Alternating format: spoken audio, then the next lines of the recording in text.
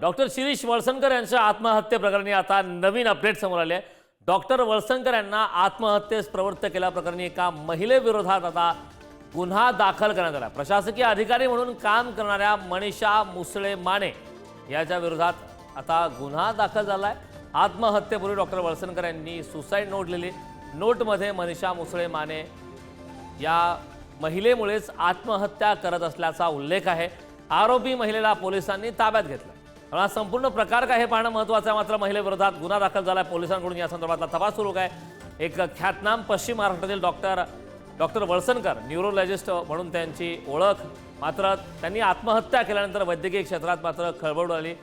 आत्महत्येस प्रवृत्त केल्याप्रकरणी आता महिलेला ताब्यात घेण्यात आलं. या संदर्भात आगामी काळात काय घडामोडी होतात, कोणते खुलासे नवनवीन आता समोर येतात हे पाहणं महत्त्वाचं आहे. मात्र महिलेविरोधात आता गुन्हा दाखल झाला. पोलिसांचा या संदर्भातला अधिक तपास सुरू आहे.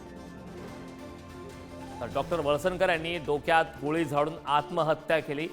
आत्महत्येनंतरच्या सुसाईड नोटमधून हा संपूर्ण प्रकार आता समोर आला.